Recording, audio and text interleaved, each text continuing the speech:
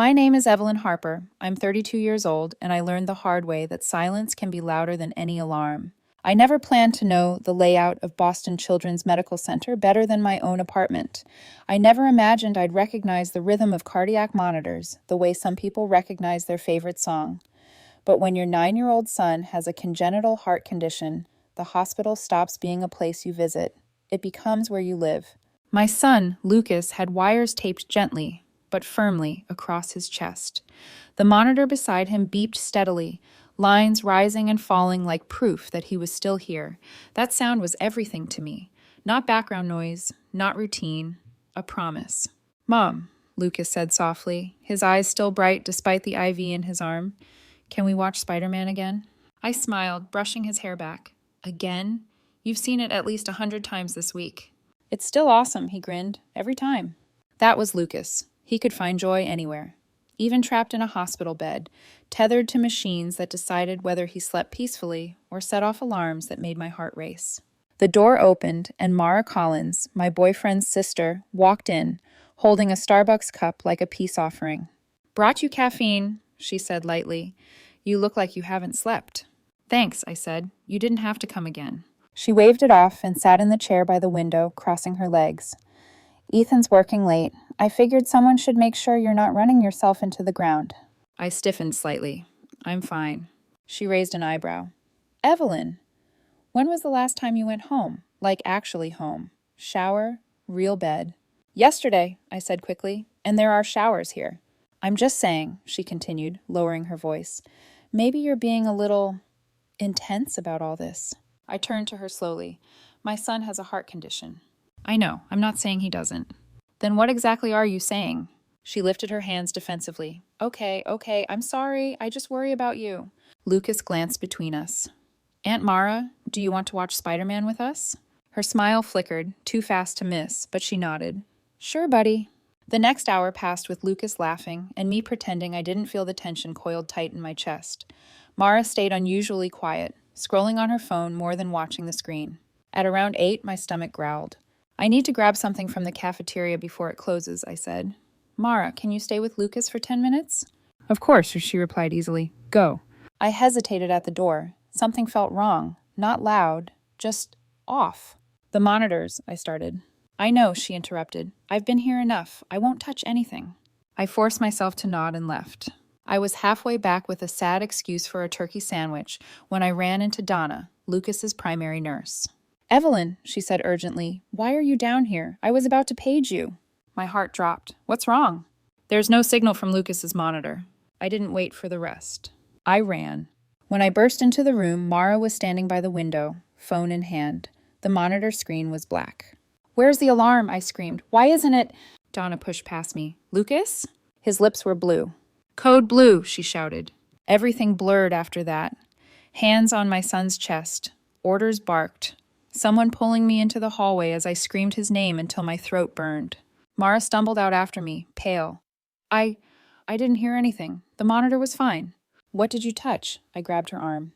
"Nothing," she said too quickly. "I swear." Donna emerged minutes later, eyes wet. "He's stable. We got him back." I collapsed against the wall. Then she added quietly, "The monitor was unplugged." I looked at Mara. The outlet was behind the bed.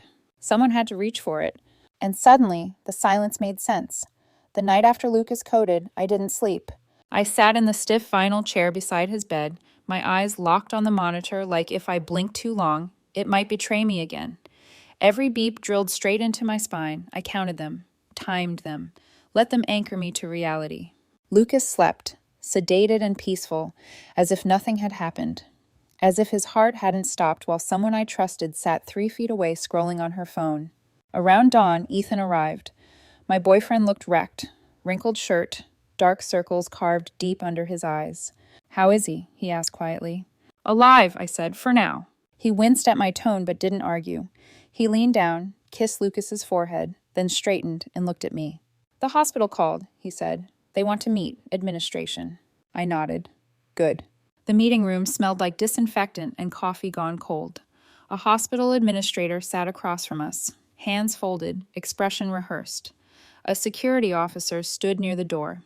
We understand this has been an extremely traumatic incident, the administrator began. Hospital protocol requires an investigation. Someone unplugged my son's monitor, I said flatly. That's not a protocol issue. That's a crime.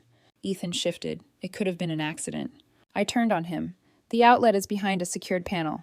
He sighed. Evelyn, enough, I snapped. The administrator cleared her throat. Hospital security footage has already been turned over to the police.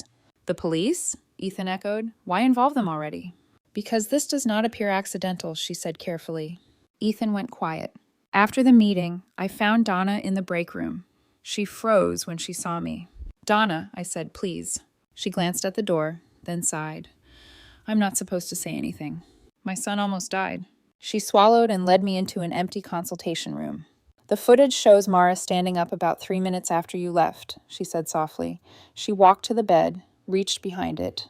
The monitor went dark. She sat back down. The room tilted. So she did it, I whispered. The police will want to speak with her today. I found Mara in the family waiting area. She jumped when she saw me. Evelyn, how's Lucas? Don't, I said. Just don't. She frowned. What's wrong? They have you on camera. Her face drained of color. Camera? You walked to the bed. You unplugged the monitor.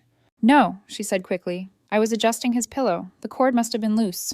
The outlet is behind a secured panel, I said. You have to push it open. She shook her head wildly. I didn't mean... Ethan appeared. What's going on? Your sister tried to kill my son, I said. That's insane, he snapped. Then explain the video. Mara burst into tears. I made a mistake. A mistake? I stepped closer. You don't accidentally unplug a cardiac monitor.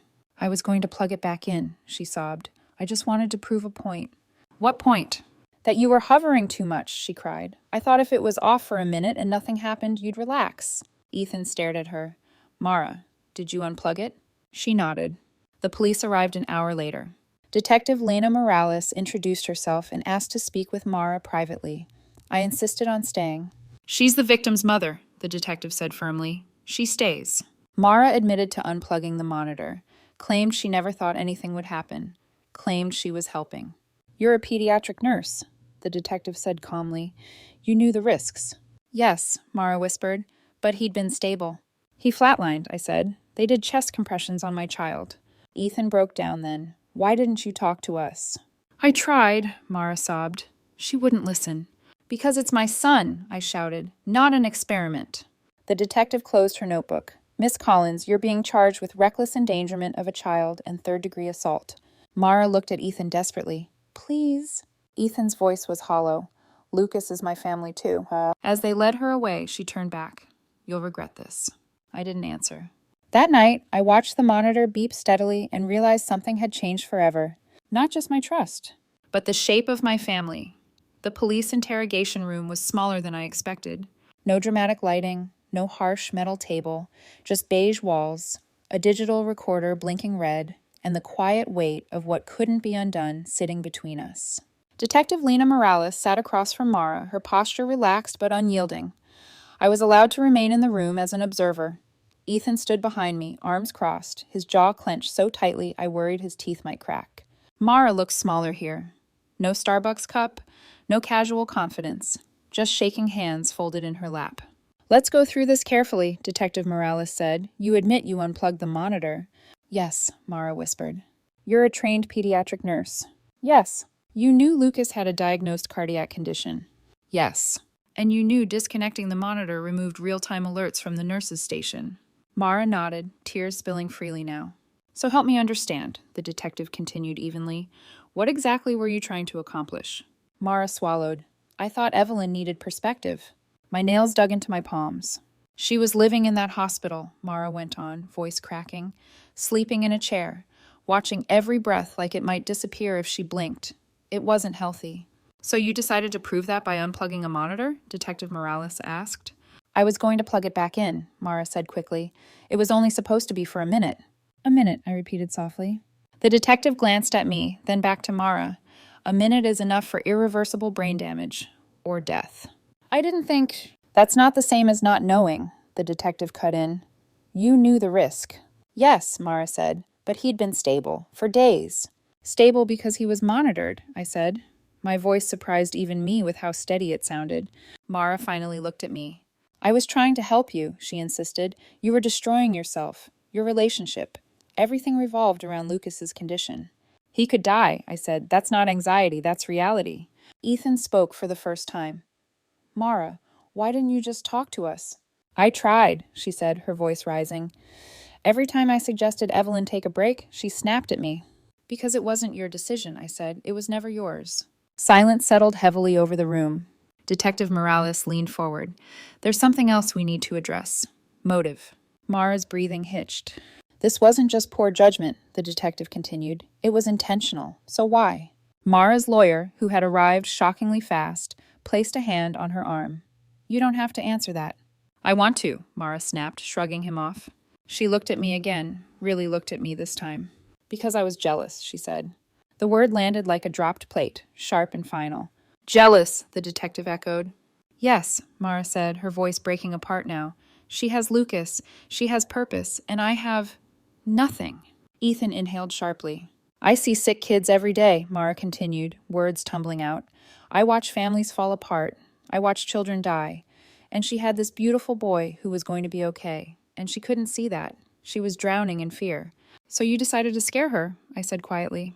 I didn't mean to scare you, she cried. I just wanted you to see that the monitor wasn't the only thing keeping him alive. But it was, I said. That's the point. The detective shut off the recorder. Miss Collins, you're under arrest for reckless endangerment of a child and third-degree assault. Mara looked stunned. Assault? But he's okay. He coded, I said coldly. His heart stopped. They placed her in handcuffs.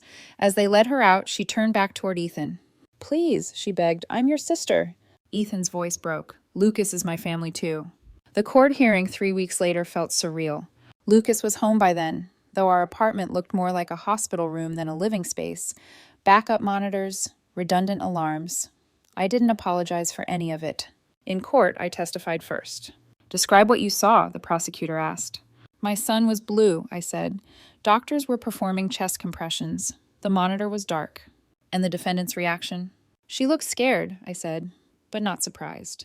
Donna testified next, explaining the medical risks, the timeline, how close we'd come to losing Lucas.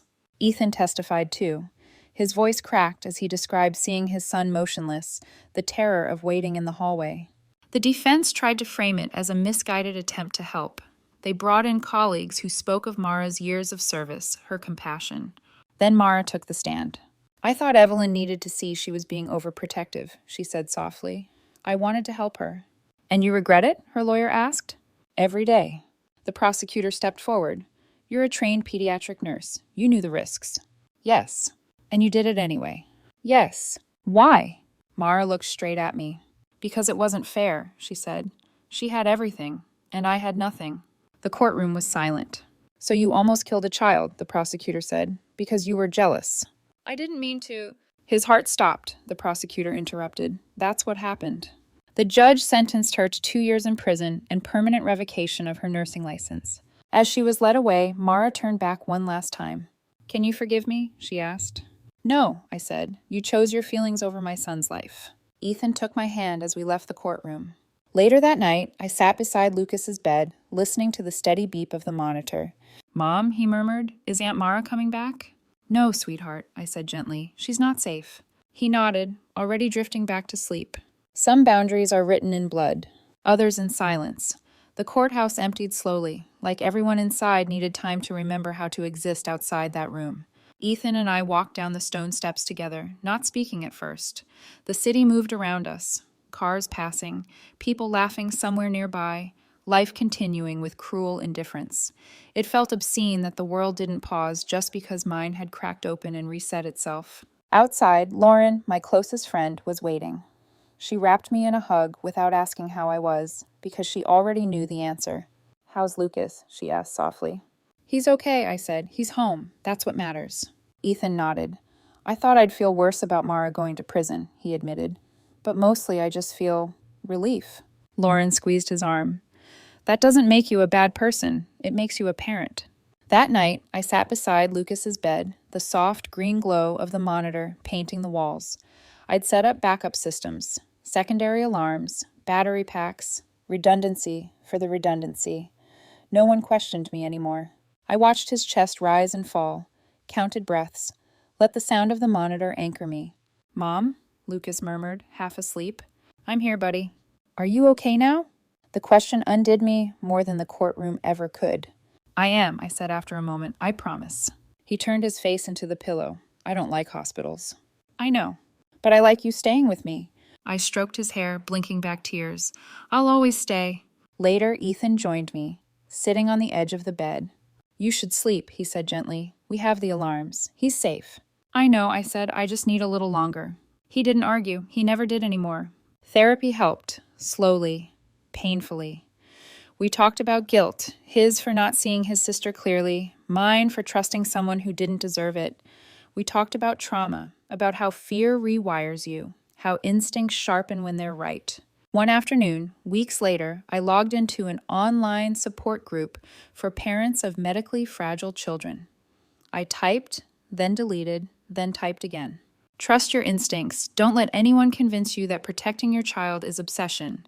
You don't owe anyone access to your kid, not even family. The responses poured in.